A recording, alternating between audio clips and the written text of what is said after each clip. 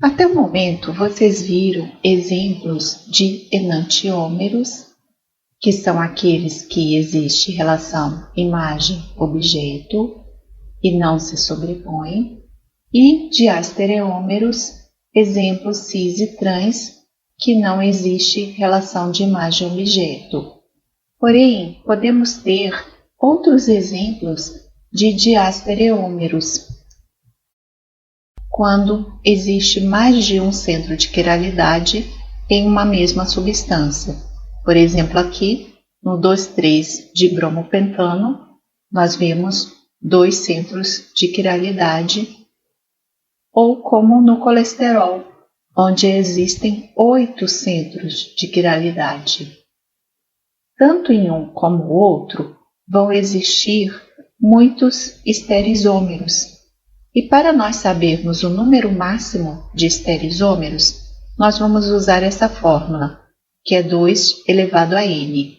E n é o número de centro de quiralidade.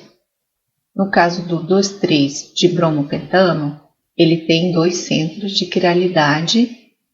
2 elevado a 2 mostra que ele pode ter no máximo 4 estereisômeros. No caso do colesterol, temos 2 elevado a 8, o que dá 256 estereisômeros.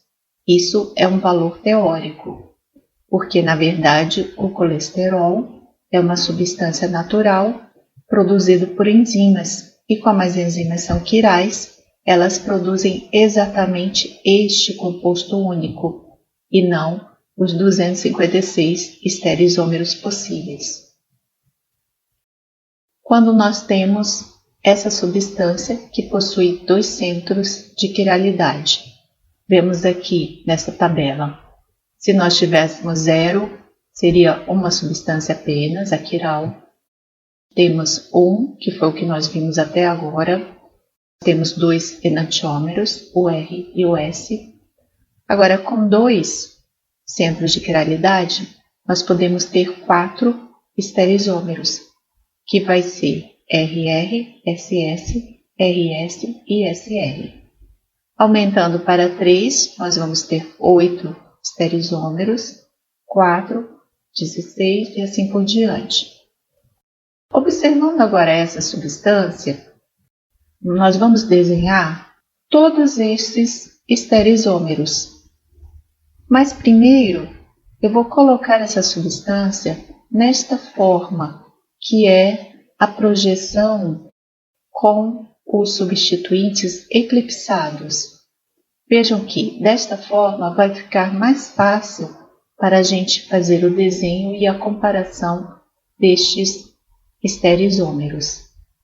Inicialmente, eu desenho aqui um par de enantiômeros.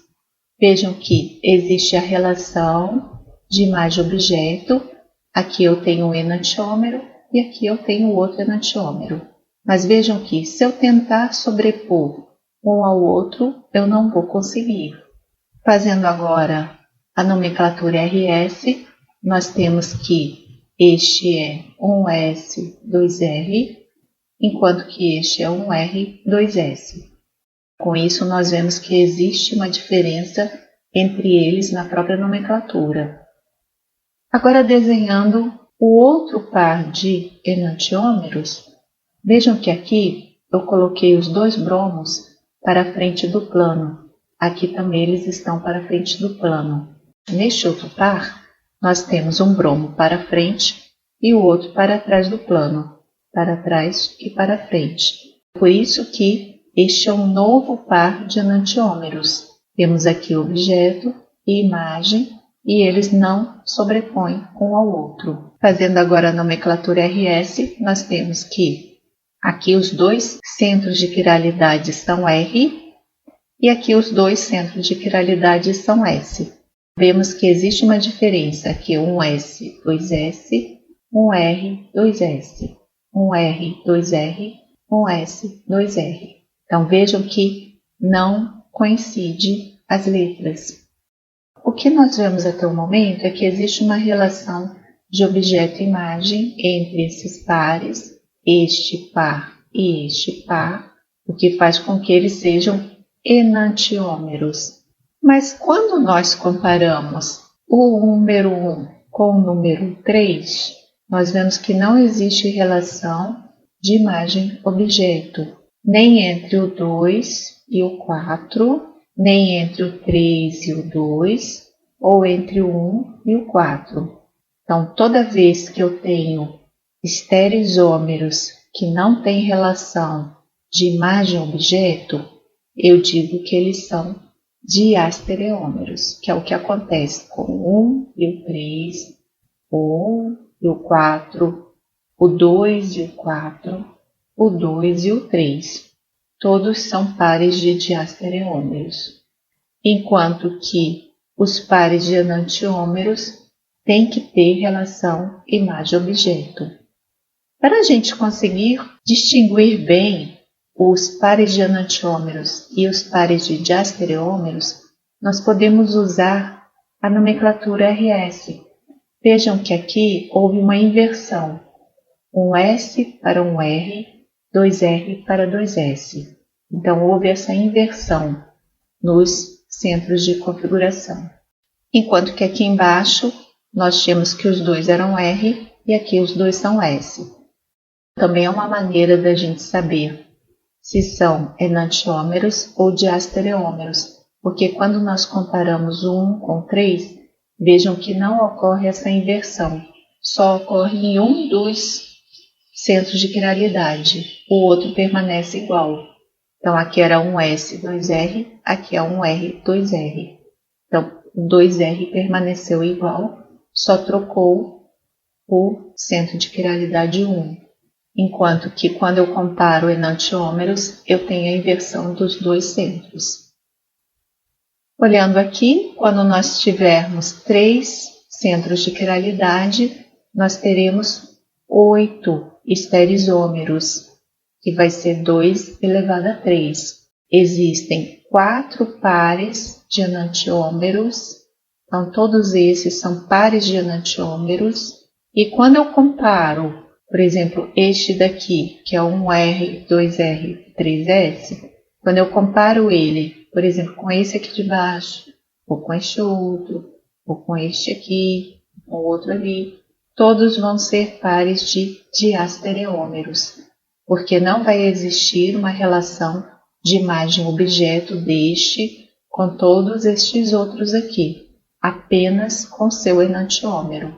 Então, toda vez que eu não tiver a relação de imagem-objeto, mas for um estereisômero daquela substância, eles vão ser diastereômeros. Nós vamos ter algumas situações que vão ser bem específicas quando existe o que a gente chama de diastereômero meso.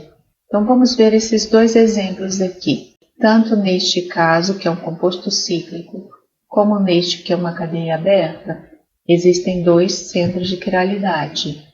Aqui, aqui e aqui, aqui. Teoricamente, nós teríamos 2 elevado a 2, dando 4 estereisômeros. Ou seja, este valor é o número máximo de estereisômeros possíveis. Quando nós desenhamos os estereisômeros, nós vemos que pode existir um par de enantiômeros aqui, colocando os grupos em trans, hidroxila para cima, hidroxila para baixo, aqui hidroxila para baixo, hidroxila para cima. Neste caso, nós temos um par de enantiômeros e não existe sobreposição entre eles. Agora, quando nós colocamos esses substituintes para o mesmo lado do plano, seja para cima ou para baixo, nós temos que é possível sobrepor um ao outro. E neste caso, que existe um plano de simetria, nós temos que essa substância ela é aquiral. E essa substância, por ter este plano de simetria, nós dizemos que este é um composto meso. Ou seja, neste caso não existem 4 estereisômeros, vão existir apenas 3. 1, 2 e 3, porque este é igual a este. A mesma coisa nós podemos observar nesse composto aberto. Nós temos aqui par de enantiômeros, existe relação objeto-imagem e não consigo sobrepor um ao outro. Mas quando eu faço agora esta outra representação desta molécula, quando eu coloco os dois grupos bromo para o mesmo lado do plano, ou seja, para a frente do plano, é possível fazer uma sobreposição da imagem com o objeto. Isto porque existe um plano de simetria. Na verdade, essas duas estruturas representam uma coisa só, uma mesma substância.